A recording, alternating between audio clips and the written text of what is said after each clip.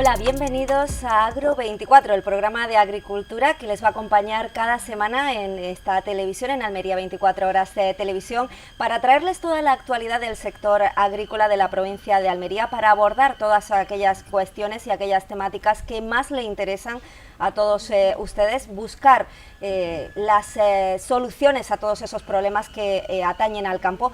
Y hoy precisamente arrancamos campaña, arrancamos programa aquí en Agro24. Les acompañará cada semana una servidora, Inmaculada Ciel, y también nuestro compañero Salvador Martínez. ¿Qué tal, Inma? ¿Cómo estás? Un saludo. Pues muy bien, encantada de arrancar este proyecto, de arrancar este programa de Agro24, y además lo hacemos como tenemos que hacerlo. ¿Dónde nace todo? ¿Dónde comienza todo?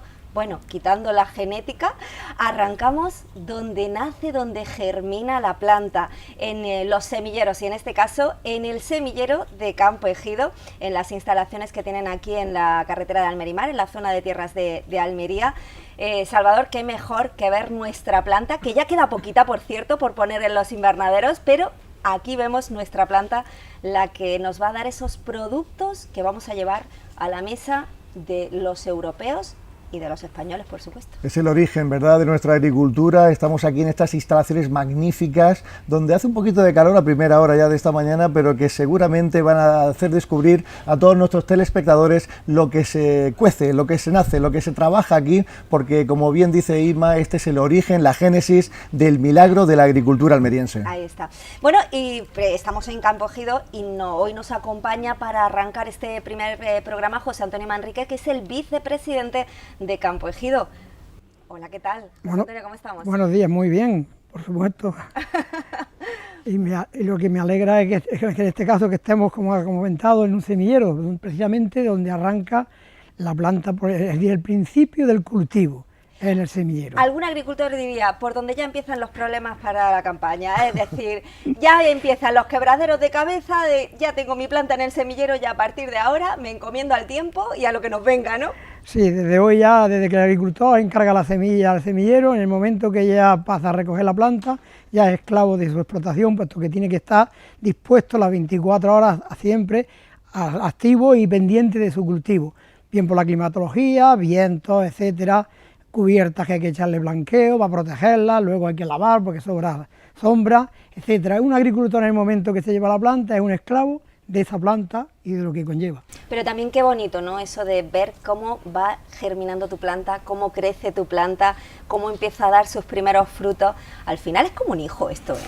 Pues sí, si lo miras desde ese punto de vista, la verdad que cuando ya llevas tiempo de agricultor, sientes la planta como si fuera algo tuyo propio, como un hijo que lo está viviendo año tras año.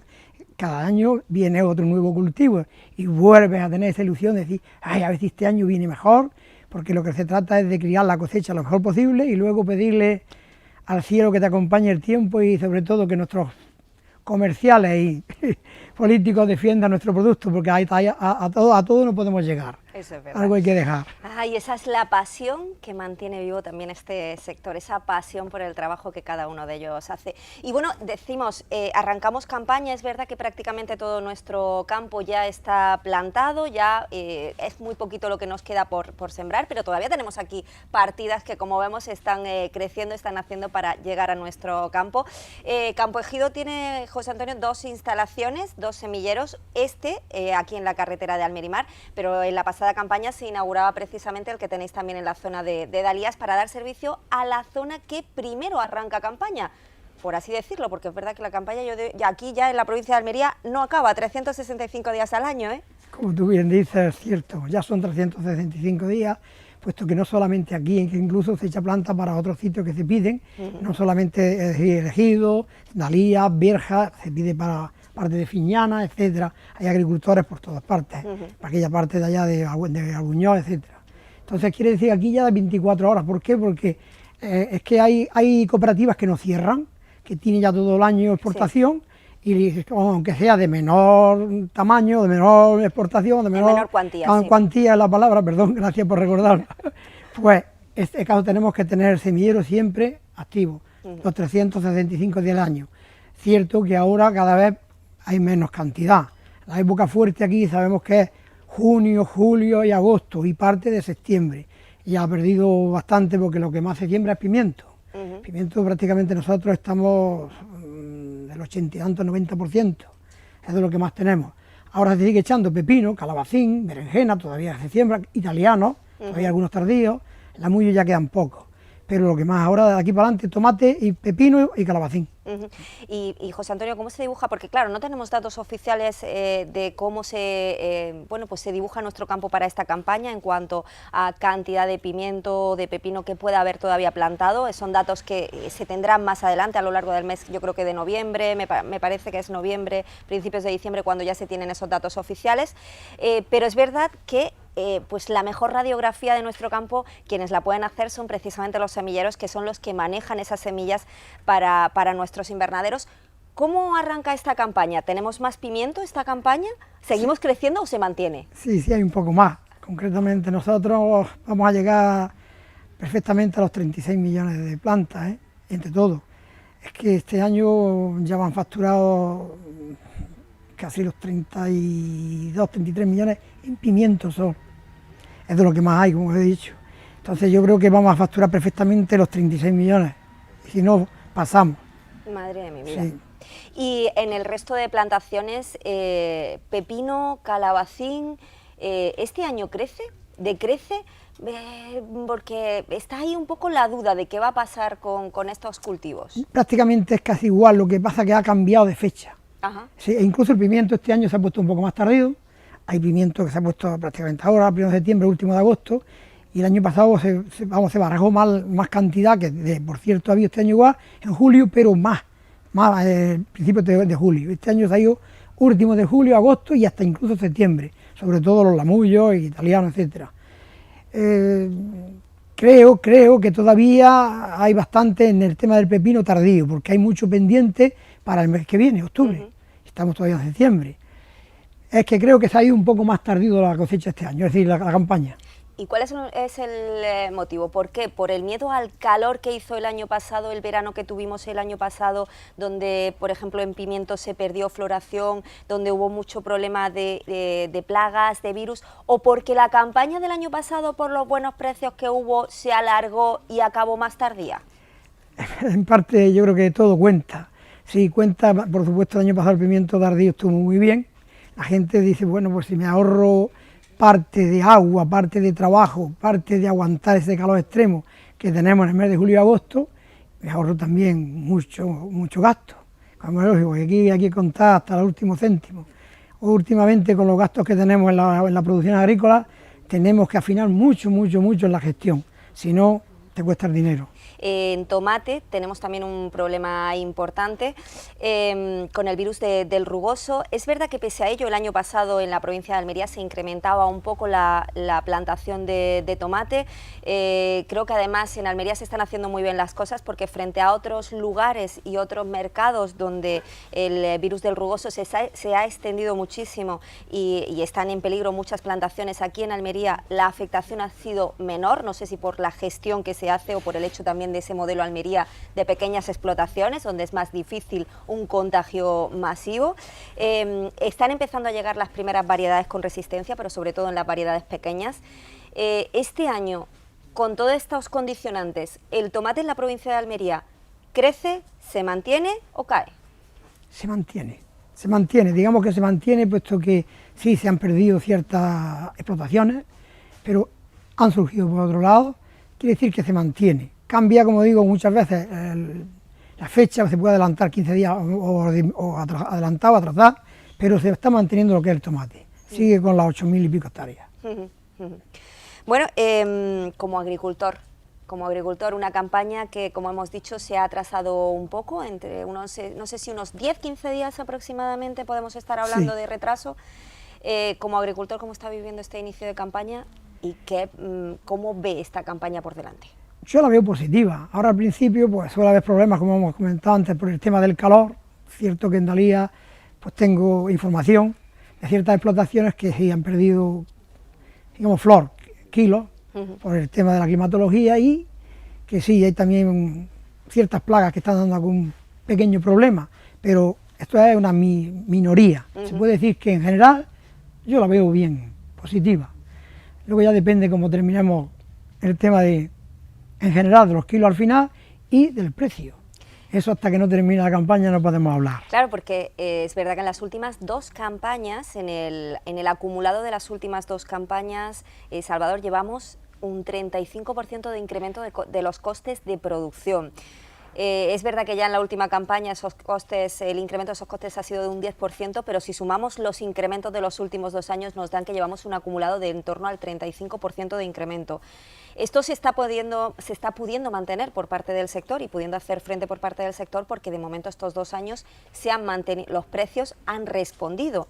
Se ha bajado en producción, pero los precios han sido positivos. Claro, nos encomendamos a las pizarras, ¿no?, para que esto pueda seguir funcionando, José Antonio. Pues sí, concretamente el año pasado tuvimos un problema con el tema de la calima, pero yo puedo decir por mí mismo y bueno, y por mí mismo, por los agricultores de la cooperativa donde llevo los productos, que salimos muy contentos. La campaña y este año, sin embargo, pues ha sido pésima, con más del doble de producción. También hemos recogido, pues digamos que aproximadamente un 30 y algo, 40% menos de rentabilidad, es decir, yo puedo hablar con datos por encimilla de una hectárea, por ejemplo, de recoger 30.000 euros libres, bueno, y este año pues ha quedado entre 16, 15 y pico, estamos hablando de una gran cantidad de pérdida, por precio, hablamos que sin embargo de recoger 28.000 kilos a recoger 58.000 y pico, más una parte que se ha desperdiciado por mala calidad y por el mal precio. Entonces quiere decir que aquí tenemos que depender, como hemos dicho antes, de la climatología en muchas cosas, pero es que luego hay otra que es, como comentaba antes, el precio. ¿De qué sirve que yo tenga una gran cosecha si luego no tengo una rentabilidad para pagar esos costes de producción? O estrategias políticas también, ¿verdad?, que van desencaminadas, que están más pendientes, ¿verdad?, del mantenimiento del medio ambiente que de la agricultura y del respeto, ¿no?, por la comercialización y la rentabilidad. Sí, en este caso, vamos a ver, es que las campañas, le tengo que dar a la campaña política, tengo que dar la razón a una cosa, vamos a ver. Yo lo que veo es que, ¿cómo es posible que en plena campaña aquí, hablamos del mes de mayo, es cuando se coge la sandía aquí en Almería, haya sandía de fuera en los mercados? ¿Qué pasa con los comerciales? ¿Qué pasa con los políticos? Que no somos competitivos, ¿qué es lo que ocurre? ¿Por qué están esas sandías aquí? Si ya de por sí, como ha comentado, yo he cobrado la sandía 26 céntimos de media, y he tenido fácil, Estamos hablando de que no estamos hablando de cualquier cosa, con calidad. Yo me hablo de lo que me dice la cooperativa en Dazón, que como les había dicho el nombre, pero bueno, pues algo está fallando. No sé si es la política, no sé si es empresarios que tienen otros intereses y tienen tanta fuerza como los políticos o más. Yo ya me atreveré a decir cosas que no estoy seguro, por lo tanto no puedo afirmarlas. Pero lo que sí me preocupa es que, habiendo cogido más del doble de kilos, ¿por qué he tenido que cobrar con el que dicen menos de la mitad casi? Algo está pasando. Aquí como no nos pongamos las pilas, porque luego los gastos, ya lo habéis comentado, van para arriba. Estáis viendo cómo está otra vez el tema del combustible, que antes teníamos 20 céntimos de bonificación, pero ahora no tenemos nada. Estáis viendo que nosotros aquí somos muy competitivos, porque bueno, somos una cooperativa, por el volumen tenemos un precio, digamos, más asequible, la palabra, más competitivo que los demás, pero yo he estado ahora en Córdoba y he visto precios por ahí con unos 78, unos 60 y algo, a gasolina, a gasoil, depende de lo que eches. Eso es un precio muy alto para un agricultor, Y sería interesante, ¿verdad?, que el gobierno, por ejemplo, decidiera apoyar a los profesionales con esos 20 céntimos, porque el precio del combustible estamos igual que hace un año. Efectivamente. Bueno, estarán escuchando quizás de fondo un poco de ruido.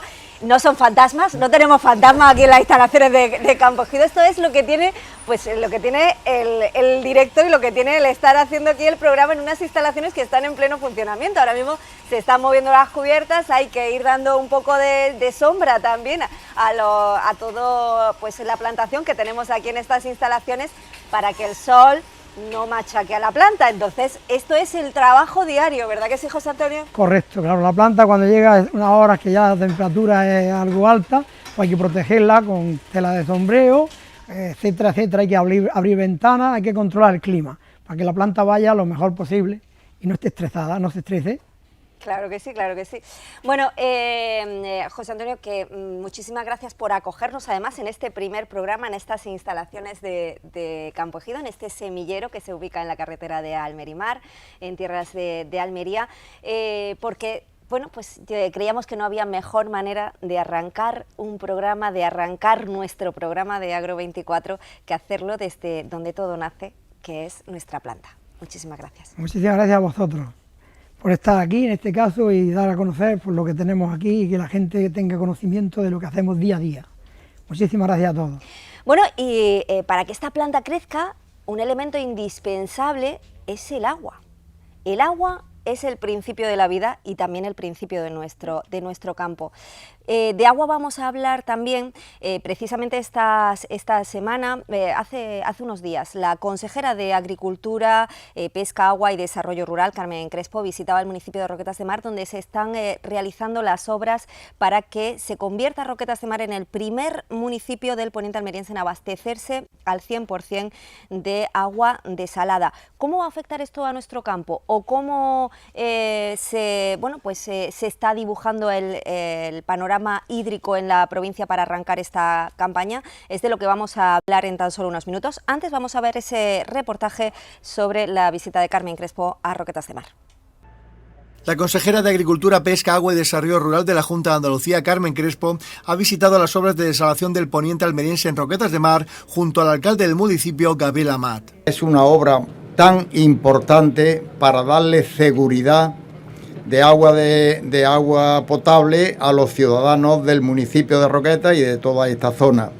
La verdad es que con la conexión de las dos barzas, la de Agua Dulce con la que tiene ya la Junta de Andalucía aquí para coger el agua desalada es muy importante porque ahí sí es verdad que cuando esto esté terminado tenemos asegurado un agua potable al 200%. Crespo ha valorado que esta actuación en el poniente almeriense supone una inversión de 14 millones de euros, la creación de una tubería de 12 kilómetros de largo y la generación de hasta 225 puestos de trabajo. Es una magnífica obra para un magnífico municipio.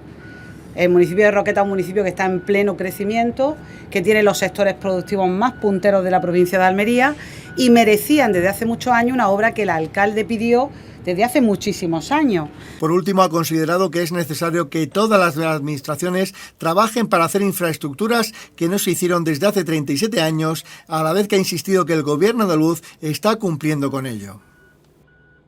Interesante la visita de Carmen Crespo para anunciar, ¿no?, las obras que están en marcha de esa importante infraestructura en cuanto al abastecimiento de agua potable en Roquetas de Mar, porque el agua es tema de actualidad aquí en Agro24, estamos en directo, seguimos en las instalaciones de este fantástico semillero de Campo Ejido. E Inma, tenemos a dos invitados relevantes porque la situación hídrica aquí en la provincia sigue siendo complicada y vamos a tratar temas muy interesantes que tienen que ver con esta cuestión. Claro, yo decía antes, esto de que Roquetas ahora se abastezca 100% de agua desalada, ¿va a afectar a la cantidad de agua de la que puedan disponer los regantes en el poniente almeriense? No, a ello queremos contestar hoy, pero también tenemos otro tema muy importante encima de la mesa, y es que hace pues unas semanas desde Níjar se levantaba la voz para poner de relieve esa preocupación de los regantes, de los agricultores, unas 7.000 hectáreas aproximadamente de cultivo bajo plástico, alrededor de otras 1.000 de cultivo al aire libre, veían peligrar este otoño sus cultivos por falta de agua. Decían además que hasta el 15 de septiembre aproximadamente iban a tener agua. A partir de ahí, pues el futuro era incierto. Queremos saber cómo está la situación, explicarles por qué se está produciendo esto y cuáles son las soluciones que hay encima de la mesa, y para ello, pues qué mejor que contar con los protagonistas. En este caso nos acompaña por parte del portavoz de la Mesa del Agua, José Antonio Fernández. José Antonio, bienvenido. Gracias, muchas gracias. Y también nos acompaña Antonio López, que es el presidente de la Comunidad de Usuarios de Aguas de la comarca de Níjar. Hola. Bienvenido. Hola. Bueno, decía yo, vamos a comenzar por Níjar, porque yo creo que es la situación un poco más acuciante que había. Antonio, explícanos un poco, explícale a todos nuestros espectadores cuál es la situación con la que se encuentran los regantes de Níjar pues durante esta primavera y durante este verano, y que nos ha llevado pues a esa situación crítica que gracias a Dios parece estar un poco solventada, y ahora lo explicaremos. Sí. Efectivamente, en este momento está despejada la cosecha de octubre. Puede haber algún que otro problema, pero yo creo que ninguno. Si las actuaciones de la propia comunidad, cortando el agua a los regantes para que rebajen sus balsas y cojan más agua de esta lluvia, nos ponen en una situación que probablemente ya no nos falte. Ajá. Cuando hablamos de que falta agua, lógicamente no se trata de que nos quedamos sin agua. Es que nosotros, como en todos los invernaderos que he elegido, hay un riego que tienes que dar todos los días, 2 días, depende de la plantación, y estaba previsto que si no llovía, para el 15 de septiembre ya tuviéramos entre 20 y 25 mil metros cúbicos menos de lo que hace falta para hacer un riego correcto. Ajá. Es decir, habría que volver a coger agua del acuífero, que está, bueno, unos a 9 o a 10 de conductividad, una cosa desastrosa, y eso perjudicaría mucho a todos, no a uno, a todos los agricultores. Se ha solucionado porque ha llovido, pero no está solucionado el tema de fondo. El tema de fondo es que nosotros en el año 90 y tantos empezamos a luchar por una desaladora en Níjar, cuando el resto de los territorios nos llamaban, además de locos, otras cosas, y la desaladora parecía que no valía para regar, pero ha cambiado el mundo y ya se puso la nuestra. Llevamos repartiendo agua ya 20 años y todo el mundo ha visto que es la solución. Donde hay un problema, en la costa, se puede solucionar. Entonces, ¿qué ocurre? Que hay cuatro grupos que tenemos, 3, que tenemos derecho a ese agua, porque se hizo la desaladora para la comunidad de usuarios. Es que decimos el campo Níjar, pero también hay una parte importante de Almería, una parte de Sorba y Lucainena y algo de Carbonera. Estamos hablando en total de unos 3.000 agricultores afectados, más Sí. o menos, ¿no? Entonces, es verdad que cuando llega ese momento te das cuenta que hay, como decía, 3 convenios. Uno para la comunidad de usuarios, que es el primero, se hace el 17 de febrero del año 2000, donde en la actualidad y en aquel entonces se nos podría dar 24 hectómetros y medio al año. Al año, que ahí está un poco la clave también. Esa es la clave. Al año. Claro. Y luego estaba abastecimiento, 2,5 en Níjar y 15 a Galasa. Luego de Galasa... Galasa hay que decir que es por parte de Diputación lo que se da a municipios pequeños, ¿no? Lo que se municipio gestiona de Levante, con, pequeño y grande. De vale, Levante. de Levante, vale. Para asegurar el agua. Bueno, todos los otoños, los últimos otoños, cuando ya conseguimos, solemos tener problemas, ¿no? Que nos falta agua, y este año se veía ya muy claramente que no llegábamos, teníamos mucha menos agua que el año pasado almacenada. ¿Qué ha ocurrido? Que alguien ha interpretado, y nosotros no interveníamos entonces y no decíamos nada, que como son 20 al año, te las doy cuando quiero. Es decir, si abastecimiento en verano necesita 3 veces más de lo que produce la desaladora para ellos, es igual, se le quita agricultura. Y esto no tiene nada que ver con la preferencia de abastecimiento sobre agricultura, que lo entendemos todos, no tiene nada que ver. Es decir, tú tienes una concesión y la tienes que gastar. Si hay un problema, tú estás primero, pero si no hay problema, tú tienes que gastar lo que tienes. Claro, ahora la interpretación que quiere hacer la Junta de Andalucía es que como en ningún documento dice cuánto me tiene que dar todos los días, no hay problema. ¿Te doy los 20? Sí. Bueno, pero si me lo pagan en diciembre, yo lo necesito. Esto es una traducción, y lo digo con respeto, perversa del propio convenio, porque el convenio dice 24 años, dice que produce 120 al día y no tienen un pantano la planta. O sea, la planta produce y reparte, produce y reparte. Somos los clientes, los receptores de ese agua, la que tenemos la obligación, entre comillas o sin comillas, de tener suficiente abastecimiento, o sea, almacenaje para que no nos pase estos consumos. Todos sabemos que la desaladora es lineal y que en primavera, ahora en otoño, se consumimos mucho más. Bien, nosotros tenemos unos embalses que ahora ya se quedan pequeños y tenemos programado otro de 1 hectómetro cúbico y ya estamos en otro de otro hectómetro cúbico. En fin, nosotros entendemos que efectivamente, pero hay una discriminación en este sentido que yo creo muy grande, es decir, abastecimiento, que en el caso concreto de Galaxa sí tiene un pantano donde puede almacenar toda el agua que le va sobrando de los meses, que lo que va produciendo la desaladora, pueden guardar en el pantano o donde quieran, y cuando luego necesitan más en verano, que también nosotros necesitamos más, pues tiramos cada uno de nuestras reservas. Vamos, que ellos se autogestionan, o Pero van no lo guardando hacen. ahí y autogestionan. Pero no lo hacen. Pero no lo hacen. No lo hacen. Ellos cogen la que necesitan y cuando necesitan más, pues piden más. Hay esa interpretación errónea de que en todo lugar el abastecimiento está antes, pero no es así. La ley lo que dice es que cuando haya un desastre, que falte agua en una comarca, cogerá de donde haga falta, pero no tiene necesariamente de coger del riego de Níjar, sobre todo porque no se ha dado ese caso. Es decir, ahora mismo a ellos se les ha suministrado toda la que les corresponde, o toda la que han pedido, y luego hay meses que alguien coge 10 veces más de lo que tiene, y ese es el problema. Hubo una reunión precisamente en la jornada de ayer con la delegación. José Antonio, esa reunión, ¿sale alguna solución? ¿Sale algún acuerdo de esa reunión? ¿O dónde está la clave para que esto, que ahora está ya solucionado y que bueno, vamos a poder tener la oportunidad de que pues no haya problemas en este otoño, pero esto es una situación que se va a volver a dar el próximo año y sobre la que ya hay que trabajar? ¿Hay alguna solución encima Bueno, de la yo mesa? esta pregunta prefiero que la conteste Antonio, que Sí. realmente la reunión fue con la CUT y nosotros fuimos pues como testigos un poco de eso. Entonces yo creo que es una pregunta que más bien le pertenece contestarla. Sí. La solución, en principio, hay dos soluciones. Una que da tiempo para primavera, Sí. y es que abastecimiento utilice su red de almacenamiento, Vale. para que coja todos los días la que le corresponde y que luego, cuando necesite más, coja de esa reserva.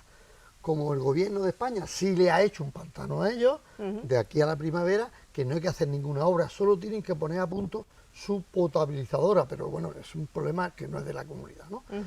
Eso para primavera se puede solucionar si alguien entiende que no es razonable el que yo te doy el agua que quiero a la hora que quiero. O sea, que yo te doy lo que tú necesitas a lo largo del año, pero te lo doy cuando a otros les sobra. Y en realidad eso fuimos los promotores de la desaladora. Se hace para nosotros. Y la estáis pagando. Y la estamos pagando. Todo el mundo que consume paga, porque en el precio va. Los demás también pagan. Lo que ocurre, bueno, pagan lo que no sé si están pagando el agua, porque, bueno, se sabe que no.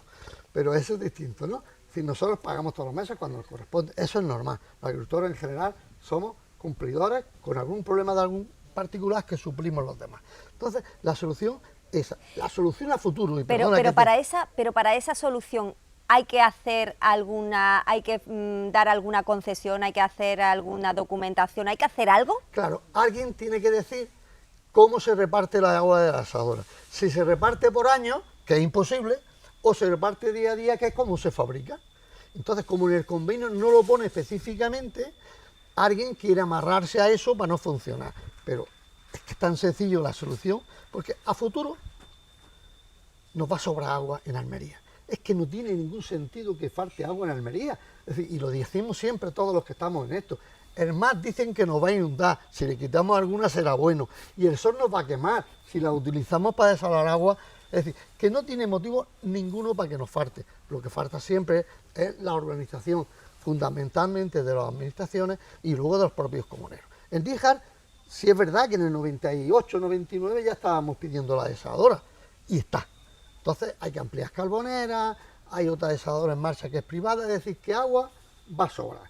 Es verdad que hay que clarificar quién tiene que hacer o no esos depósitos. Nosotros como comunidad tenemos asumido que tenemos que tener embalses. Lo que ocurre es que cuando se dice hacer un embalse se tardan 5 años o 4, dependiendo mucho de las administraciones. Y además, con nuestros embalses se mantiene la seguridad hídrica de los habitantes de los pueblos en los que estamos. Es decir, que cuando tiene un fallo La desaladora, porque se rompe la tubería de llegada, cualquier otro tema, son nuestras balsas los que alimentan el agua de abastecimiento, porque los polos de abastecimiento como tales no suelen tener, pero ni aquí ni allí, no tienen grandes almacenamientos. Y entonces la solución es esa, que se diga cómo tenemos que repartirnos el agua, que puede ser además una fórmula no preventiva, sino cultural ahora, hasta que también nosotros tengamos almacenamiento suficiente para absorber lo que necesitamos. Pero ahora mismo no da tiempo para primavera, ni para el otoño del año que viene, porque no da tiempo, aunque parezca broma, y eso necesita una situación transitoria que la Junta creo que lo hará, porque es muy razonable y yo creo que lo hará. José Antonio, esto es lo que sucede en Níjar. Además hubo una reunión también esta semana de la consejera con el Ministerio. Se ponía sobre la mesa que se va a comenzar a trabajar en la desaladora de la Almanzora en este mismo final de año. Visitaba a la consejera Roquetas el otro día para ver esas obras de conducción hacia la desaladora para que Roquetas se abastezca al 100% de agua desalada. ¿Esto de Roquetas va a afectar de alguna manera al agua que disponen los regantes? Porque es verdad que el agua de la desaladora está repartida para consumo humano, para consumo de riego. Hasta ahora lo que no estaban consumiendo los municipios de agua desalada por esa falta de conducciones la estaban aprovechando los regantes. Ahora, cuando se comienza a utilizar los ayuntamientos toda su agua desalada, ¿cuáles son los recursos para los regantes? Bueno, en la desaladora aquí de Valerma, en la comarca del Poniente, los ayuntamientos tienen 22 hectómetros y medio y los agricultores tenemos 7 hectómetros y medio. ¿Cómo se está repartiendo ahora? El ayuntamiento de Roquetas ya está en el 85-90% de consumo en agua de la desaladora. Esa obra que se está haciendo es para garantizar que no falte en ningún punto, pero no quiere decir que ahora mismo no esté llegando. Lo que pasa es que había a través de unas redes muy antiguas y estaba en un riesgo de que no llegara. Por lo tanto, el Ayuntamiento de Roquetas es el que más está cumpliendo y, lógicamente, julio y agosto se lleva el triple de agua que en cualquier mes normal, que es la situación que está exponiendo Antonio con la desaladora de Carbonera. Por suerte nuestra, aquí en la comarca del Poniente, pues contamos con un acuífero muy potente. Por lo tanto, ¿qué está ocurriendo? Pues que también se da la circunstancia de que otros ayuntamientos, por ejemplo el Ejido o Vícar, no están cogiendo el 100% de su agua. Ahora mismo estamos cogiendo los agricultores 7,5 hectómetros nuestros y aproximadamente 9-10 hectómetros cúbicos de abastecimiento que les está sobrando en este momento. Nosotros estamos regulando con los acuíferos el exceso de agua que a ellos se llevan en verano, ¿no? Es una programación que tenemos, que es lo que hay que hacer en Níjar, que al fin y al cabo es lo que reivindica Antonio, es una programación, qué necesidades tenemos cada uno y si en un mes las necesidades de todos supera la producción, pues buscar una solución, que yo creo que es la propuesta que es lo que ellos quieren. Yo quiero incidir un poco en lo que ha dicho José Antonio, es que claro, aquí hay un acuífero. Níjar, el acuífero que existe es dañino para la propia cultura. Entonces, le voy a contestar también a lo que le has preguntado a él, porque no supone nada. Es decir, lo que están sacando del acuífero ahora, abastecimiento, deja de cogerlo y lo cogen los agricultores. Es decir, es que cuando aumenta el consumo es cuando cambia, pero aquí como hay una reserva natural que es el acuífero, pues si abastecimiento coge más de agua desalada, pues ellos sacan más del acuífero. Que cogen menos, pues sacan menos. Intercambiar. El problema es que aquí en Níjar no existe el acuífero, ni el pantano, que tenemos tres zonas diferenciadas. El Levante, que es el que más problemas tiene de agua, pero tiene un pantano que le ayuda a sobrevivir. El Poniente, que es la reina de la agricultura de Almería, sin lugar a dudas, porque tiene dos cosas, porque lo de la agricultura somos todos iguales, tiene dos cosas, que es un clima muy apropiado para la cultura, nuestra agricultura, un poquito mejor que la de Níjar, y además tiene el acuífero de toda la vida, que es lo que ha hecho que aquí estemos. Si aquí hubiera que hacer con el agua desalada, esto estaría mucho más pequeño, pero había y hay un acuífero que ahora todos nos cuidamos, intentamos cuidar los acuíferos, y aquí en el Poniente lo están haciendo de maravilla, que no hacen más porque no hay más agua desalada. Cuanto más agua desalada, mejor lo van a hacer. Que el problema está en el almacenamiento, y aquí el almacenamiento se llama acuífero. Estamos hablando, ¿verdad?, de planificación, de uso eficiente del agua, de propuestas muy razonables de ustedes, pero en cambio las administraciones, escuchábamos a la consejera Carmen Crespo atacar también a la Confederación, ¿no?, del Guadalquivir, están en otro tema, ¿no?, en otro rollo, lanzándose reproches y no atendiendo a vosotros, que sois los auténticos protagonistas y los que vais a solucionar, ¿no?, el recurso del agua como tema principal que siempre están en las portadas de periódicos. Perdóname que yo intervenga en eso. Estamos en el ejido. ¿Qué hubiera pasado si el ejido se espera a que la administración le permita hacer los invernaderos? Exacto. El agricultor siempre ha ido por delante de las administraciones. Si no, aquí no se pueden hacer invernaderos, no se podía no sé qué. No. Entonces, hay cosas. Yo le decía una vez a un consejero, si es que en Almería, en Almería vais por delante de la consejería, menos de Hacienda. Esa va por delante de nosotros. Y el resto, pues seguís detrás. Entonces, yo creo que ya la administración, una vez que nosotros, me refiero a nosotros, la agricultura en general, hemos hecho nuestro trabajo y hemos hecho, por ejemplo, redes como la de Níjar, que tiene 800 kilómetros de tubería y no pierde ni el 0,5% de agua. En cualquier población se pierde del 30 para arriba. Bueno, ni el 0,5. Tenemos una red que sabíamos dónde estamos. ¿Por qué? Porque tenemos poca agua y es muy cara. Y una vez que hemos hecho eso, ahora nosotros exigimos una desaladora y la hace el gobierno. Y ahora quien tiene la potestad de repartir el agua es la Junta de Andalucía. Y ahí es donde está el atranque, que nunca lo han hecho. Yo he oído desde los 22, 23 años que llevo con la administración decir siempre que la gobernanza es lo mejor, y yo digo, ya no sé lo que es gobernanza, porque llevamos 23 años hablando de eso, y esto sigue lo mismo, ¿no? Y a todos los consejeros cuando llegan lo dicen. Ahora la situación del agua, como está el mundo, como está, ya cada vez se le toma un poquito más. Es verdad que políticamente es una cosa distinta. Dice, me reuní con el gobierno español y vamos a hacer una desaladora en Palomares. Mire usted, ya estaba aprobado eso. Es decir, que esas son políticas correctas. Son políticas y trabajan eso. Y nosotros tenemos que estar en nuestro terreno, donde estamos, solucionando. Que a veces no nos dan la solución, no aceptan nuestras soluciones, pues que hagan lo que quieran y el resultado será para todos. Pero nosotros, tanto José Antonio como todos los que llevamos 20 años, en mi caso concreto, solo trabajando en el agua, no tengo nada más, yo me dedico a trabajar. Pues hombre, tenemos muy estudiado, con muchos asesores a nuestro alrededor, es decir, hay mucha gente que sabe de agua, la universidad, los ingenieros que tenemos dentro de la comunidad y fuera, y la verdad que la necesidad, cuando yo dije hace 5 años de hacer una balsa, alguien me quería colgar, porque gastarse un dinero en una balsa de un hectómetro. Bueno, incluso alguien nos ha puesto una denuncia, un comunero, para que no gastemos ese dinero ahí, pero sabíamos que era imprescindible. A lo que no sabemos que íbamos a otros 5 años. Como ya lo sabemos, la próxima la empezamos también ahora.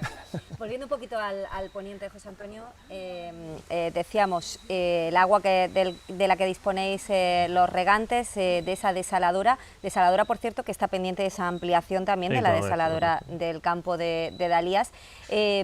También están por terminar de ejecutarse unos terciarios en Roquetas y en el Ejido, que va a ser también un agua que va a ir también para los regantes. Bueno, realmente lo que decía es cuando todas estas obras estén terminadas, obras que se están haciendo en el Ayuntamiento de Ejido, de esos 9-10 hectómetros cúbicos que he dicho anteriormente, que pertenece al abastecimiento y estamos cogiendo los agricultores, en 2 años vamos a tener una ampliación de la desaladora de 10 hectómetros cúbicos. Por lo tanto, en la medida que vamos a perder un agua, vamos a conseguir además otra. 10 hectómetros cúbicos que van íntegramente para agricultura. Eso es para regadío. Y también hay que decir que tenemos en torno casi 20 hectómetros cúbicos más que se suman del Edar de Roquetas, el Edar del Ejido y la balsa al Sapo, que estamos ya en el proyecto de una desalobradora que está terminada. Por lo tanto, esas aguas se van a incorporar y lo que ha dicho Antonio, en la medida que esas aguas alternativas se incorporan, nosotros dejamos de extraer del acuífero con el objetivo de recuperar el acuífero. Antes ha dicho el compañero un poco, entiendo, y Antonio Ibáñez está hablando un poco, inducía, vamos, el responsable de la agua es la Junta de Andalucía, es la que tiene toda la responsabilidad. Lógicamente se crean las CUMA o Juntas Centrales de Usuarios, que estamos hablando, por ejemplo la del Poniente, que lleva muchos años constituida, y a través de ahí pues entramos en la gobernanza del agua. Tener alguien que pueda dirigir o gobernar la agua, yo creo que sí es muy importante. Por ejemplo, aquí en el Poniente decidimos qué sondeos se ponen en marcha o qué no, cuál es el agua prioritaria. Es muy importante porque, te pongo un caso, el Bajo Andaras, allí no hay Junta Central de Usuarios, por lo tanto el EDAR de Almería Capital produce un agua, pero hay agricultores en fechas que deciden de no consumirla y están cogiendo agua de los pozos. Si allí hubiera gobernanza, si hubiera una Junta Central de Usuarios, pues se diría, no, ustedes paran los pozos porque este agua es prioritaria. Vale.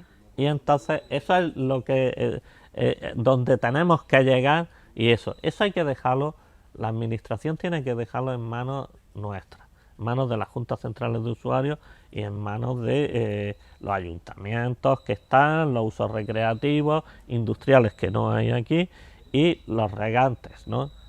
Entonces, entre todos tenemos que tomar las mejores decisiones. Mientras que no se haga eso en cada comarca, pues vamos a tener problemas. Al igual, si Antonio tuviera allí en Níjar una CUMA o Junta Central de Usuarios, pues podía selectivamente decir, oye, ustedes tienen un pozo de agua en mejores condiciones dentro de la situación de Níjar, que sabemos que es muy mala, pero siempre habrá alguno que esté mejor, y podría decirle, mira, a ustedes no le vamos a dar agua de la desaladora durante este mes o estos 15 días, o le vamos a dar menos volumen, ¿me entiendes? Eso es la gobernanza, eso es muy importante porque resolvería muchos problemas.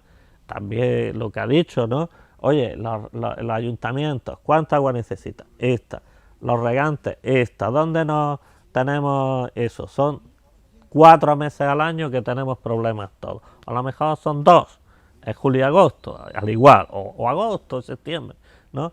Entonces, pues hay que buscar soluciones. ¿Cómo? Con la gobernanza, tomando la decisión. Usted va a hacer esto porque yo se lo digo, no le va a faltar agua. Y eso, nosotros eso lo estamos haciendo en el Poniente, y creo que en un futuro muy próximo que dispongamos, porque ahora está el EDAR de Ejido, que para diciembre vamos a disponer del agua, pero tenemos un problema que está dentro de 3 años no vamos a disponer de la red para poder usar ese agua. Vale. Que eso pues se está trabajando, el proyecto está hecho. Todo esto es que va muy lento. Antonio ha dicho, me han ido 5 años y todavía no tengo el embalse. Es que esto va muy lento, Claro, es que ¿cómo va a cualquiera suceder con la balsa te del pone Saco, una que faltan también denuncia, todavía? cualquier persona a título personal te pone una denuncia y hasta que no se resuelva no avanzamos. Entonces está el plan, la concesión del EDAR de Almería Capital por una denuncia de una persona particular, pues se ha ido al garete y se ha perdido. Por lo tanto, aquí queda mucho que andar. Yo creo que nosotros, los regantes, la Federación de Regantes, la Mesa del Agua, que estamos ahí trabajando, y tenemos las cosas, creo que bastante claras de lo que queremos en nuestra provincia. Con eso, la Junta de Andalucía, que es la responsable, y también el Gobierno Central, que le hemos pedido que nos haga desaladora y está dispuesto a hacernos ahora otra en el Levante, y están dispuestos a cooperar en ese sentido, y además son necesarios totalmente.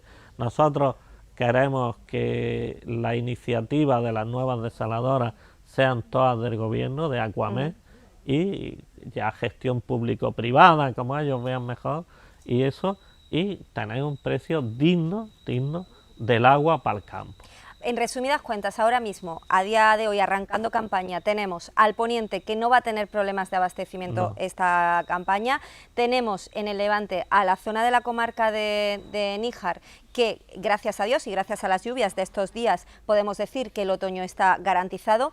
¿El problema realmente de la provincia de Almería viene en el Levante, con esos problemas de agua del abastecimiento de Tajo Segura y el Negratín? El Almanzora, la comarca del Levante, comarca del Almanzora, bajo Almanzora. ¿Hay qué cantidad de agricultura, qué cantidad de hectáreas esta campaña se van a dejar de plantar? Último dato ya y cerramos. Tened en cuenta que allí cada comunidad tiene unos derechos distintos. Hay una desalubradora que está dando 9 hectómetros cúbicos por la zona de Cuevas. Sí. Hay agricultores que tienen derechos del Tajo Segura, que se ha disminuido, pero sigue viniendo agua, y hay otros que no. El Negratín, como sabéis, no está aportando nada, solo ha aportado 5 hectómetros cúbicos, que principalmente se han traído de esa cesión de derechos que ha habido este invierno, esta primavera, y se ha traído para salvar los 4,5 millones de árboles que hay en la comarca. Teniendo en cuenta todo eso, la desaladora de Villarico inutilizada desde 2012, la media de todo el campo de la Almanzora se estipula más o menos, según datos que nos dan los compañeros, que el 30% de los terrenos no se van a plantar. ¿Eso qué quiere decir? Por ejemplo, hay zonas que solo van a hacer una cosecha de lechuga. Hacer una cosecha de lechuga en un terreno que van a tardar 45 días, pues es prácticamente tener el campo perdido, ¿no? No eso. Lo normal es que a lo mejor hagan 2 cosechas de lechuga y una de sandías. Puede ser, o 3 de lechuga, o total, que el 30% más o menos no se va a plantar por ese problema. Pues este es el dibujo que tiene nuestro campo. Yo tengo que darle las gracias tanto a José Antonio como a Antonio por acompañarnos en este primer programa de Agro 24, y vamos a hacer un alto en el camino, vamos a ver unos consejos publicitarios y vamos a estar de vuelta en tan solo unos minutitos. Gracias.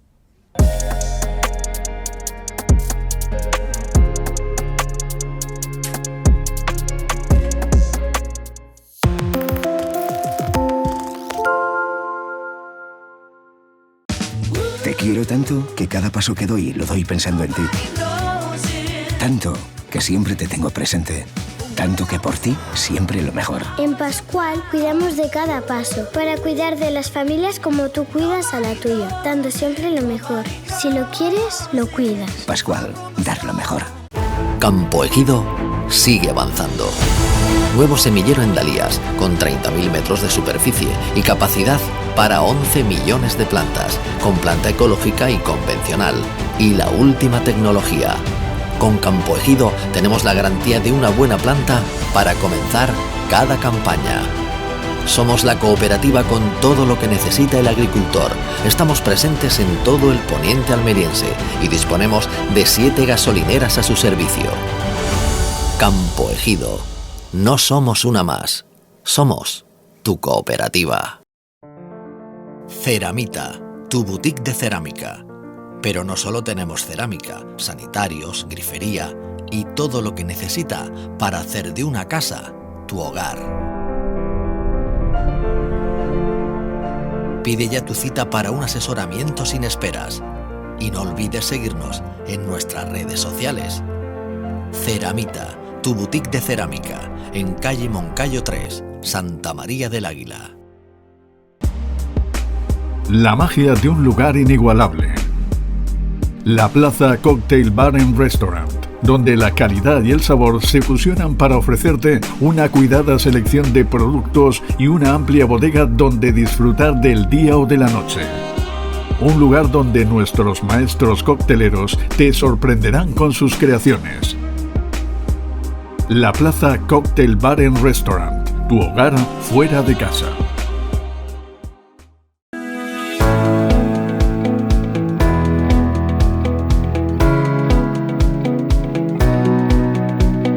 Soy socio fundador de Vicasó en 1979 y estoy muy orgulloso de haber pertenecido a esta sociedad.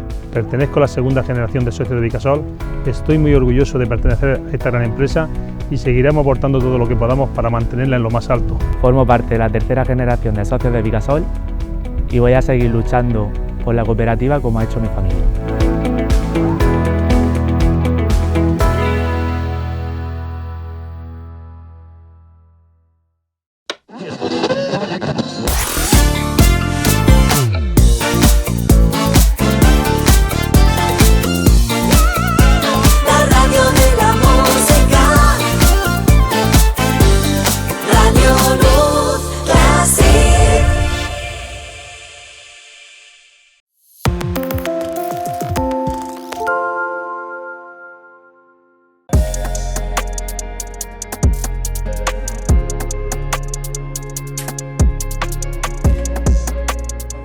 Continuamos en directo desde el semillero Campo Ejido, en este programa especial Agro 24, la televisión agrícola de proximidad. Y hace unos días en Córdoba los agricultores se manifestaron para influir en cierta medida en la reunión del Consejo Informal de los Ministros de Agricultura de la Unión Europea para que las cuestiones medioambientales no influyan en la competitividad, rentabilidad y en la agricultura al fin y al cabo. Por eso recibimos a un invitado muy especial, Inma.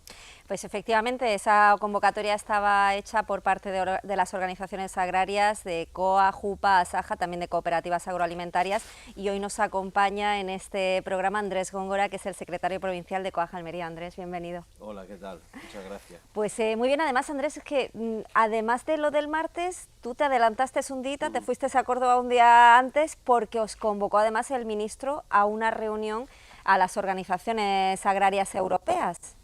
Sí, tuvimos, bueno, el lunes teníamos un calendario también de reuniones coincidiendo con el Consejo de Ministros. Nosotros formamos parte de una organización a nivel internacional, a nivel europeo, que es el COPA, las cooperativas también, la COLLECA, y habíamos decidido tener un encuentro el lunes, precisamente porque era el Consejo de Ministros, donde estaban todos los ministros de Agricultura de la Unión Europea. Normalmente en este tipo de reuniones se aprovechan para tener un encuentro, ¿no?, con el resto de organizaciones, y en este caso había organizaciones francesas, portuguesas e italianas, ¿no? Y se pudo gestionar, o se solicitó ese encuentro con el ministro. Finalmente se tuvo el sábado por la tarde, el lunes por la tarde a las 6:30. La verdad es que fue algo breve y básicamente se limitó a contarnos un poco en qué iba a consistir el debate dentro del Consejo de Ministros. Pero quiero aclarar una cosa, estos consejos de ministros, prácticamente son una excursión, ¿no? Son una visita turística lo que hacen, ¿no? Porque España ostenta la presidencia de la Unión Europea y es una visita en el plano institucional. Por lo tanto, el fondo de los debates no creamos que fue intenso, pero bueno, por lo menos tenemos la oportunidad de tener a quien toma las decisiones en la política agraria tan cerca como a poder protestar delante de ellos, ¿no? Claro, era obligatorio el estar ahí, el aprovechar que teníamos a los ministros de Agricultura de la Unión Europea para concentrarse, para manifestarse, para hacerles intentar llegar cuál es ese descontento que tiene el campo con todos los problemas que tiene, pero estamos hablando de un acto en el que hubo en torno a 5.000, 6.000 agricultores. Algunos pueden decir, pues es un número pequeño. Claro, teníais unas limitaciones, hay que decir que es que esto no era una convocatoria multitudinaria, sino que había unas limitaciones y que por eso ese número. Nos ha costado mucho trabajo. Para los que conozcan Córdoba, el Consejo de Ministros se estaba celebrando en el centro de la ciudad, el Palacio de Congreso está enfrente de la mezquita. Queríamos protestar frente al Palacio de Congreso y no había espacio material, ¿no? Por lo tanto, la autorización que se nos dio fue en una plaza que está a unos 50 metros aproximadamente del Consejo de Ministros y se nos autorizó 2.000 personas. 2.000 ¿no? personas. Estuvimos a punto de correr el riesgo de que la policía, evitara la entrada de los manifestantes. De hecho, nos decían que si superábamos esa cifra tendríamos que irnos pues como al otro lado del río, ¿no?, para poder hacer la concentración, pero es casi 1 kilómetro. Vamos, que le mandaríamos la foto para que dijéramos, hemos estado allí para manifestarnos, para deciros esto, pero no habéis ni visto. Pero lo importante es que al final la concentración salió adelante muy bien y sí que pudimos dejar claro ante los ministros de Agricultura de toda la Unión Europea que las cosas no van bien, ¿no? Si no nos hubiéramos movilizado, si no hubiéramos tenido la manifestación, pues al final hubiera quedado como que en España no había problemas, ¿no? Y yo creo que era importante que por lo menos se reflejara el malestar que tenemos con las políticas agrarias. Sobre todo nos hemos centrado en los temas que tienen que ver con las importaciones de terceros países y las exigencias, sobre todo medioambientales, que planean sobre las políticas de la Unión Europea, ¿no? No tanto en la PAC, pero sobre todo con, por ejemplo, la Ley de Transformación de la Naturaleza, la ley donde se engloba el cuaderno digital, todo lo que tiene que ver con la restricción de fitosanitarios, en definitiva una batería de medidas que van a llevar a la Unión Europea a quedarse sin productores y sin producción, ¿no? Y sobre todo nos hemos centrado en eso. Precisamente, además, estos días salía otra nueva alerta, en este caso de aceituna, que se había distribuido en España, aceituna que viene de fuera y que pasaba los límites máximos de residuos permitidos en bastante. Bueno, llevamos muchos años, ¿eh? Y el otro día me decían, hombre, ¿cómo puedes frivolizar con este tema? Vamos a ver. Las alertas sanitarias son lo normal, que dicho así parece que lo estoy justificando, pero no entiendo a qué viene la sorpresa. A mí me ha llamado mucho la atención que este año medios de comunicación, que no son los de Almería ni los especializados en agricultura, se sorprendan de que una sandía de Marruecos traiga productos que son prohibidos en la Unión Europea. Vamos a ver, si tú traes una mercancía de un país en el que está autorizado utilizar una serie de fitosanitarios, lo normal es que traigan esos fitosanitarios. Claro, si ahí están aprobados. Claro, es que el productor que estaba produciendo esa aceituna en Marruecos o en Turquía o en Marruecos con el caso de la sandía, allí no cometió nada ilegal. Claro. Porque esos productos fitosanitarios que están erradicados en la Unión Europea desde hace muchos años, allí están autorizados. Si vas allí y los compras de allí, pues lo normal es que los tengan. De hecho, nosotros estamos seguros que si se analizara más, saldrían muchas más alertas sanitarias. Y ese es el caso de Turquía. Turquía tiene muchas alertas sanitarias porque Bulgaria le hace un seguimiento a su frontera. ¿Qué nos pasa aquí?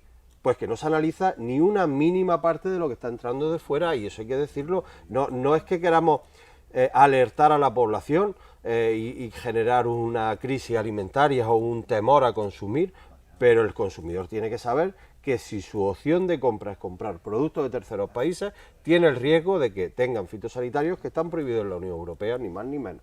Parece, don Andrés, como si la legislación, ¿verdad?, europea fuese en contra, maniatando a los agricultores europeos, en el sentido de que no los deja funcionar ni atajar las cosas como son.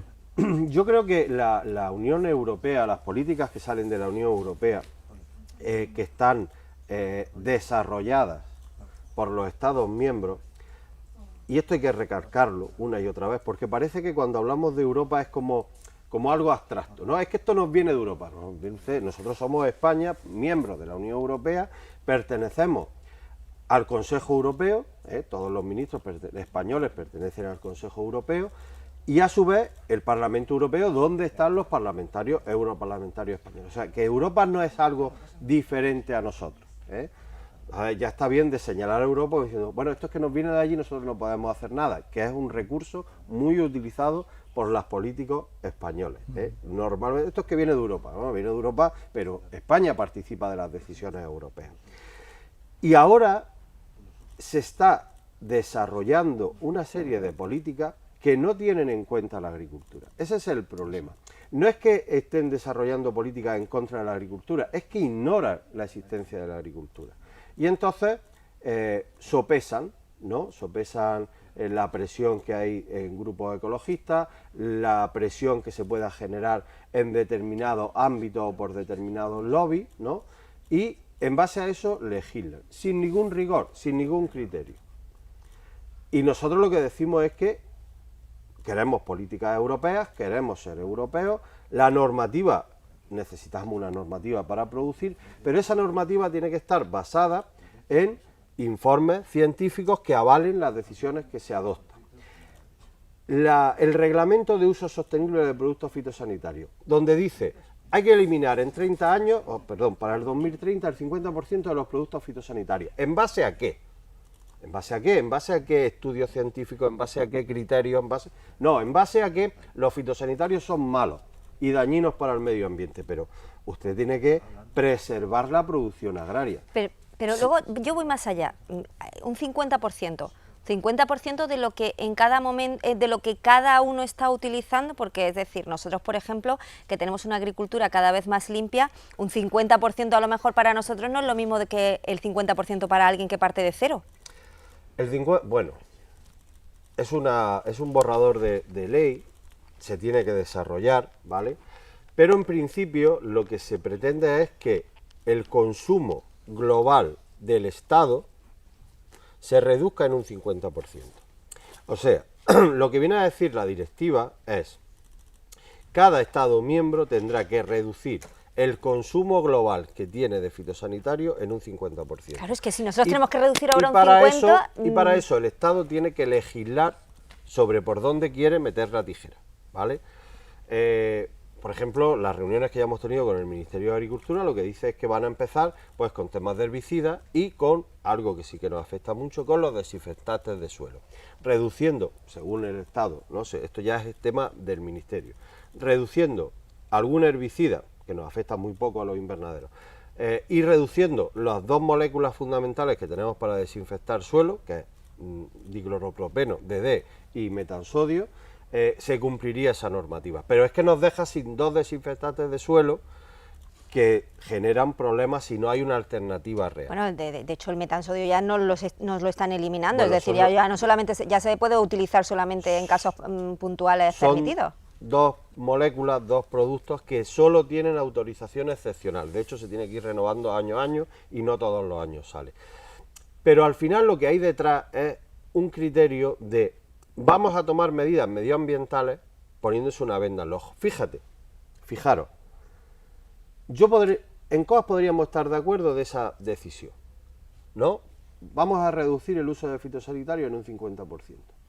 Pero eso me lo incluye en todos los acuerdos con terceros países. Claro. O sea, si tú me incluyes en los acuerdos con terceros países que para firmar un acuerdo con un tercer país y poder traer mercancía a la Unión Europea vas a reducir el 50% de tu fitosanitario, pues te lo puedo aceptar. Pero si tú pones trabas a la producción europea y no limitas que las importaciones tengan que cumplir algunos requisitos, pues evidentemente te estás pegando un tiro en el pie. Pero ahí volveríamos a lo que te he comentado antes. Quien parte de cero y tiene que reducir un 50%, sigue teniendo una ventaja con respecto a quien ya tiene eliminados productos y de los que le quedan tiene que eliminar un 50%. Sí, exactamente. O sea, de hecho, hay que poner un año de referencia y ahora mismo el debate está en qué año de referencia se utiliza. Claro. ¿No? Se está hablando de que probablemente el año de referencia que se utilice sea los datos del año 2021. Como cifra sobre el cual hay que practicar esa reducción del 50%. Otra cuestión, estamos ahora en la presidencia de la Unión Europea, este segundo semestre le corresponde a España. En materia de agricultura, ¿nos va a servir de algo esta presidencia? Es una presidencia que va a tener muy poco recorrido, muy poco, por no decir prácticamente nada, ¿vale? Estamos... aunque no se habla mucho en España de este tema, pero estamos al final del periodo legislativo en el Parlamento Europeo. En 2024 hay elecciones, a partir prácticamente de enero el Parlamento se queda sin actividad, se tiene que disolver y por lo tanto las decisiones que adopte el Consejo, en este caso el Consejo de España, o sea el Consejo de turno español, va a tener muy poca capacidad de desarrollar esa legislación. Ya. ¿Dónde se quiere poner el foco por parte del Ministerio de Agricultura? Sobre todo en la aprobación de las nuevas técnicas para la obtención de semillas o variedades resistentes, ¿no? Hay un término diferente, estamos en un sitio muy apropiado para hablar de semillas, ¿no? Aquí en Campo Ejido. Siempre se han obtenido las semillas, por un lado, de obtención natural, como es el caso de las frutas y hortalizas, que son variedades que se van cruzando y por eso obtenemos estas variedades, o transgénicos, que los transgénicos están prohibidos en el caso de las frutas y hortalizas. En Europa, en otros sitios no. En Europa y en casi todos los sitios, solamente hay un tomate, creo que se hace en algunos países, ¿vale? Nosotros no estamos muy a favor de los transgénicos, ¿vale? Vamos, no estamos nada a favor de los transgénicos tal cual se conocían hasta ahora. Ahora han salido dos técnicas nuevas para la obtención de material modificado genéticamente que no son transgénicos, ¿vale? Tampoco son variedades obtenidas naturalmente. Eso tiene que tener una regulación y en eso se está centrando este semestre por parte del Ministerio. La autorización de esas nuevas variedades.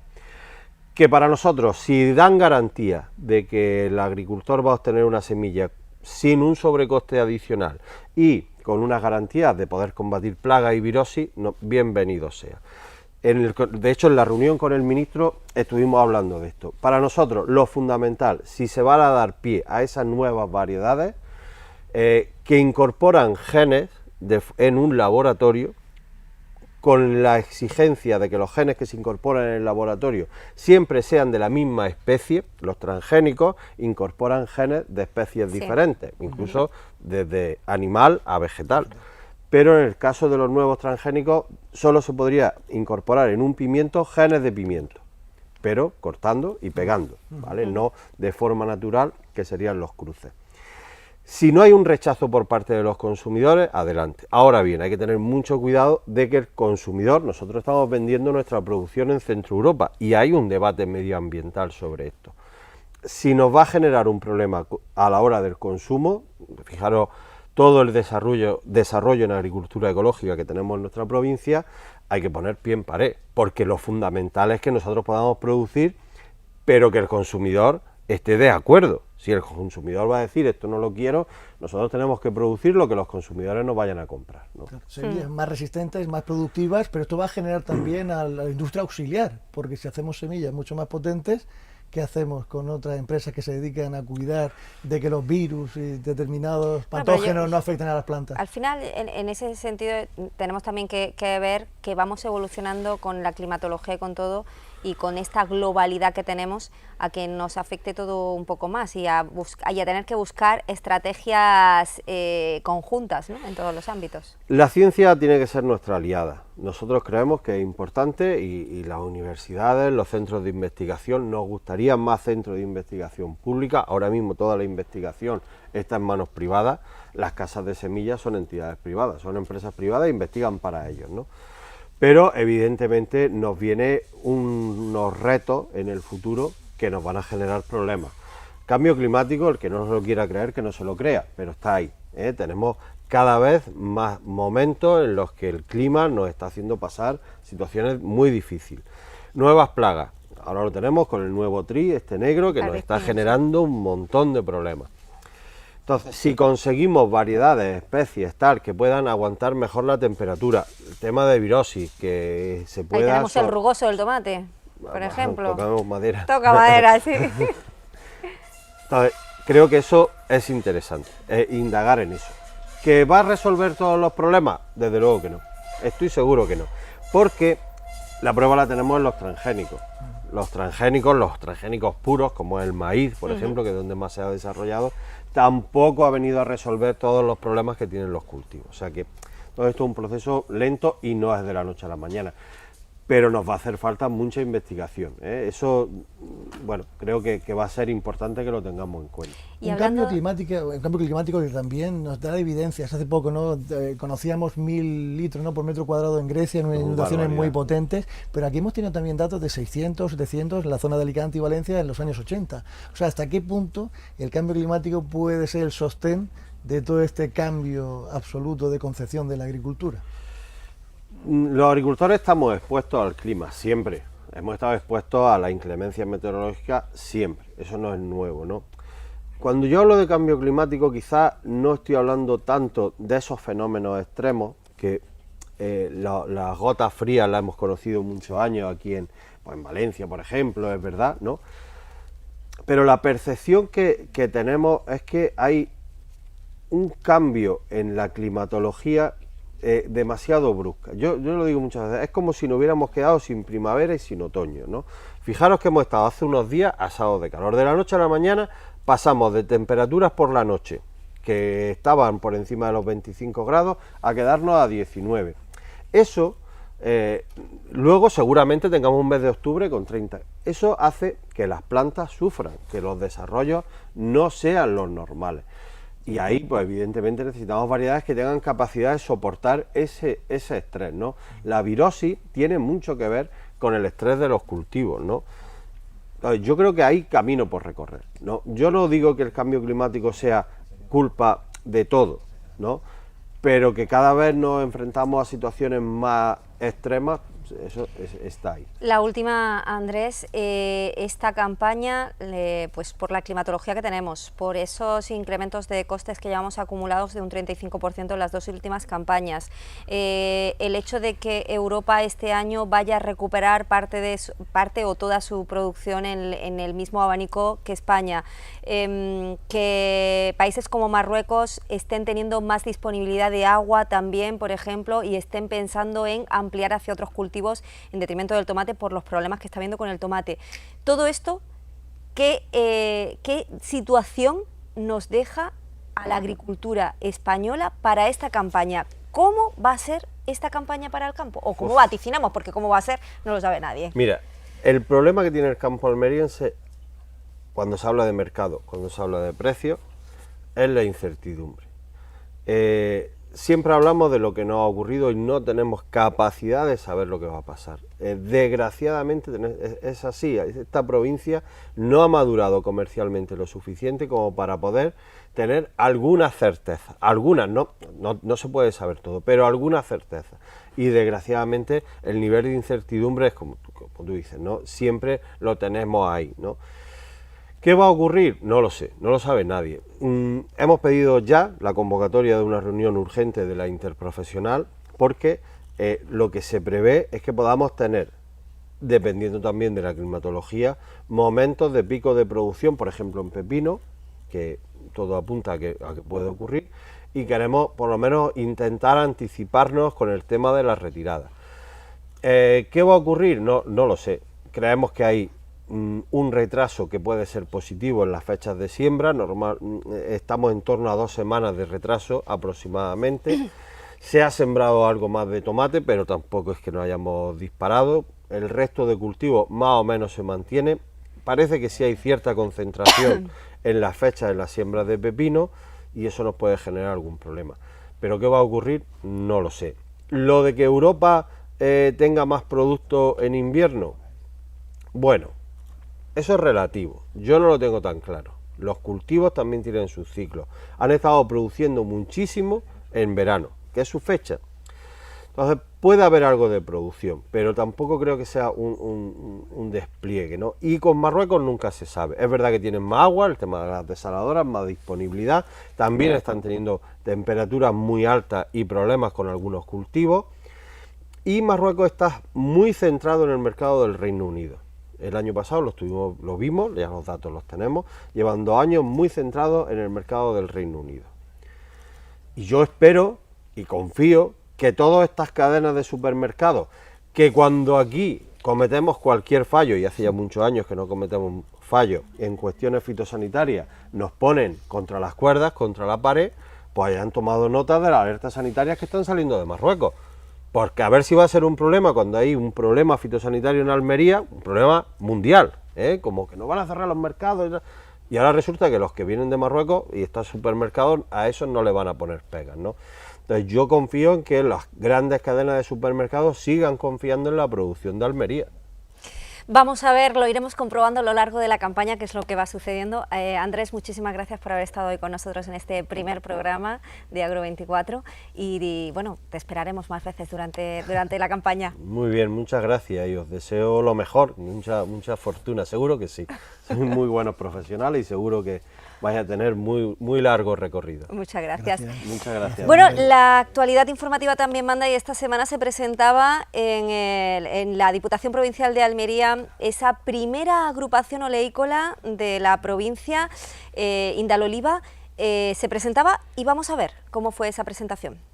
Esta mañana en la Diputación de Almería se ha llevado a cabo la presentación de la agrupación Indaoliva y el diputado de Promoción Agroalimentaria, Carlos Sánchez, ha sido quien comenzaba a presentarlos. De la España rural, que haya una institución detrás dando ese apoyo es importante, y esta agrupación hace un poco esa labor también en esos pequeños productores que necesitan, bueno, pues unos servicios, que necesitan un apoyo, y que sin duda entidades como la que hoy se presentan pues van a ayudar, ¿no?, al normal desarrollo y al buen funcionamiento de sus pequeñas producciones. El presidente de Indaoliva, Rafael Úbeda, ha explicado que en Almería contamos con 2 tipos de fincas en las que se puede incrementar la producción de aceite. Las fincas heredadas en las que los hijos no tienen los mismos conocimientos de gestión y los olivos que se encuentran en los invernaderos como barrera visual. Este proyecto surge para dar respuesta a muchos pequeños agricultores de la comarca Filabre a la Milla, por un lado, pero muchos más de toda la provincia de Almería, que durante estos 30 años, desde que nació Castillo de Tabernas, nos han pedido asesoramiento tanto a mi predecesor, mi padre, que fue quien inició este proyecto en la parte de la finca, como a mí. Nuestra experiencia en este sector y el deseo de ayudar han permitido en muchas ocasiones a muchos agricultores del olivar poder mejorar sus fincas de olivo y su gestión del olivar. El delegado de Agricultura de la Junta de Andalucía, Antonio Mena, ha afirmado que este año se espera una mala cosecha, aunque las últimas lluvias han venido muy bien. Yo creo que va a ser útil, creo que llegue en un momento oportuno, creo que vaya a cubrir un sector, una demanda que es histórica y que nunca se ha cubierto. Por último, el ingeniero agrónomo Álvaro Fernández nos ha proporcionado algunos datos en cuanto al sector. Almería, como se ha dicho, está produciendo actualmente en unas 20-22.000 hectáreas. Eso está haciendo que tengamos una producción, como se ha dicho, de unas 10.000 toneladas, 10-12.000 toneladas anuales. Comienza a su andadura una nueva agrupación que va a incidir en el productor pequeño para su asesoramiento, con el objetivo de obtener mayor cantidad de aceite en Almería, pero salvaguardando la calidad. Pues precisamente el próximo jueves, que será el día de emisión semanal de este programa de Agro 24, el próximo jueves tendremos también en nuestro programa al presidente de Castillo de Tabernas y presidente de esta agrupación oleícola de Almería, pues para que nos cuente precisamente todas estas novedades y cómo se está dibujando también el panorama del futuro del aceite de oliva en la provincia de Almería. Salvador, llegamos al final. Un placer, Inma. Toda la actualidad, la información y entrevistas con los protagonistas de la noticia aquí en tu televisión agrícola de proximidad, Agro 24. Hasta pronto. Adiós.